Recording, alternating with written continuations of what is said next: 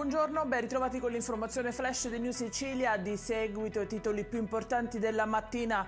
In apertura il corteo dello sciopero generale promosso da CGIL. Will Sicilia, partito a Palermo, si protesta contro la manovra di bilancio del governo Meloni. Sono attese circa 7.000 persone.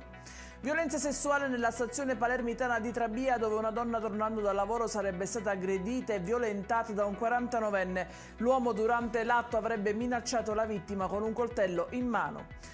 4 scafisti sono stati arrestati dalla Polizia di Stato di Catania. Il fermo dei sospettati è avvenuto sotto il coordinamento della Procura etnea. Sono accusati di favoreggiamento aggravato dell'immigrazione clandestina.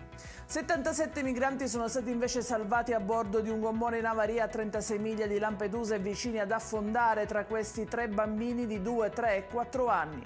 In chiusura l'allarme salmonella nel Trapanese, dove l'ASPA ha diramato una nota urgentissima per avvisare i sindaci di 15 comuni di limitare l'uso dell'acqua. La fornitura infetta proviene dalla rete idrica di Siciliacque.